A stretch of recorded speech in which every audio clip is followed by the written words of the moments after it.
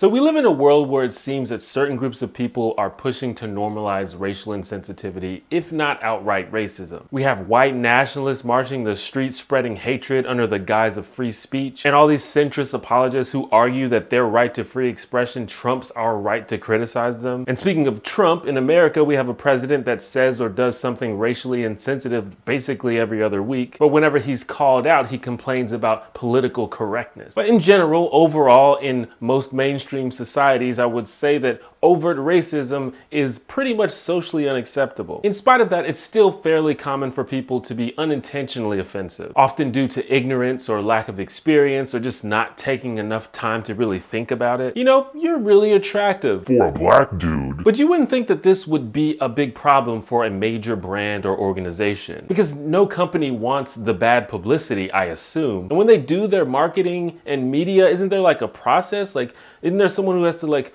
oversee or approve the work? You just wouldn't expect something to get all the way from conception to public release while containing a glaring mistake that's sure to offend a large group of people. Now, of course, you can't always predict what's gonna offend people, but you would think that these companies could at least handle the easy stuff. But I guess I'm giving them too much credit because this kind of thing happens all the time. Hi, I'm T1J. Follow me. So I saw this headline about corn pops. Yeah, the cereal, and how apparently an illustration on their box was racist. And at first I was like, okay, that's probably an overreaction. It's fucking corn pops. But then you actually look at it. So it's like a bunch of anthropomorphic corn pops, and they're ninjas for some reason. They're doing a bunch of cool stuff. This one appears to be shopping for corn pops. That's kind of weird. This guy's skateboarding down the escalator. That seems unsafe. And then what? Why is this the only one wearing clothes? Why is it the only brown one? Why is it the janitor? As a janitor of color, I find this offensive. No, but literally, there's exactly one brown corn pop out of like 50, and it just so happens to be the damn janitor. So as I'm editing this, it occurs to me that this is probably not supposed to be another corn pop, which is probably why it's a different color. Like maybe it's a human, I'm not sure.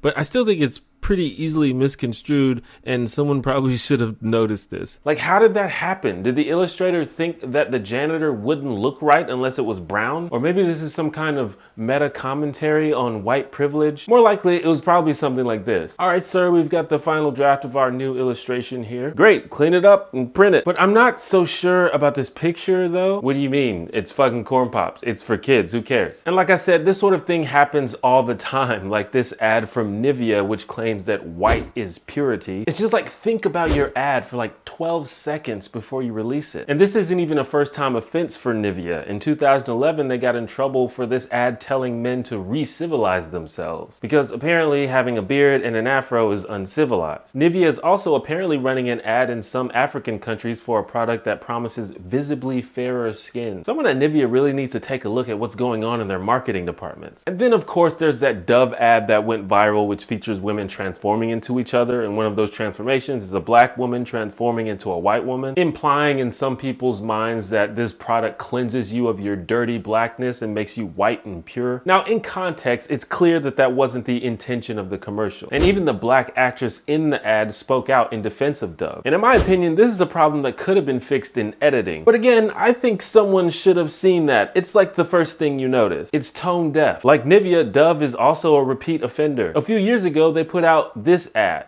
Again, it's not intentionally racist, it's just tone deaf. And then probably a recent example that went the most viral is the Kendall Jenner Pepsi commercial. And this is a particularly heinous example because of how it specifically exploits racial tension and callously understates the problem with police interaction with protesters, particularly protesters of color. And the interesting thing about this commercial is that they obviously tried real hard to make it not racist, but whoever wrote that commercial clearly has no perspective on the subject that's being referenced. So I don't think that any of this media is intentionally maliciously racist. And I can understand how you can get so caught up in your own creation that you fail to see what it looks like from the outside looking in. But I feel like a lot of these missteps are easily avoidable, especially the examples given in this video. I'm just at a loss as to how no one caught these things before they were were put out. In my view, this is one reason why diversity in these kinds of workplaces is super important. When you have a group of people from different backgrounds and different experiences working together, you're much less likely to put out something that's going to alienate a huge portion of the population. Sometimes it just takes one person in the room to point something out. It occurs to me now to ask, is all of this incredibly racist? That's a clip from Rocket Jump the Show on Hulu.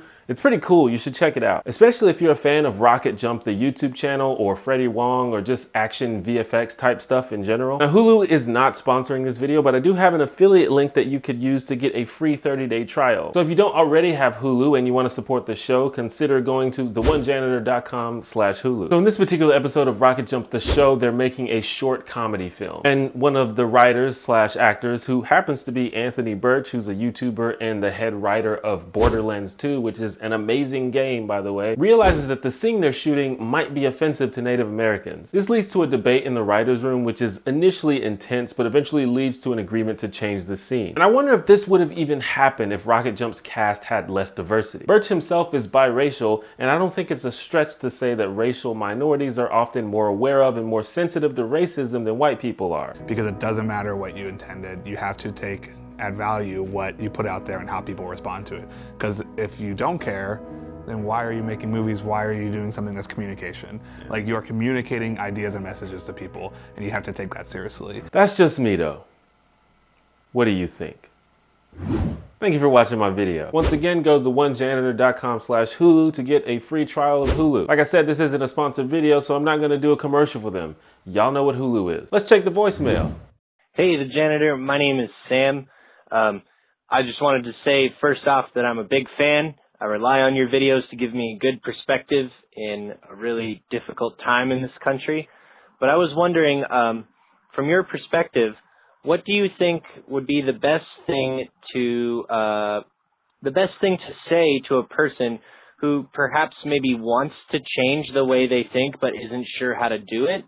And B, sort of the worst of that, what do you think would be a good way to educate a person who has racist, bigoted views and you want to help them change if they seem willing? What do you think would be the best way to do one of those two things? Big fan.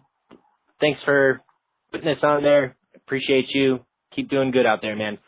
So this is actually something I've been thinking about a lot lately. It's a hard thing to navigate because there's a lot of people who have no intention or desire to change and basically won't be stopped without some kind of aggressive resistance. Like if your boss is super racist and he's like using his power and position to discriminate against people, it's unlikely that some kind of civil discussion is going to change his mind. Like you might need to get the law involved. And then there are people who pretend that they're open to having their minds changed but really just want to antagonize you and argue with you. Because of people like this, my strategy has historically been to just ignore people who say and do hateful and outlandish things. And I want to say that by no means do you have to engage with people with bigoted ideas. And for some people's mental health, it's probably a good idea not to. Xenophobia and racism is a result of dehumanizing other people. They don't see them as us, they see them as them. And if you can find a way to convince people that we are all us instead of a group of us and a group of them, you can start breaking that down very quickly. But there are limits, I think. There's a certain few steps that a person has to take on their own. Like if you're out here proclaiming that white people are genetically superior to black people,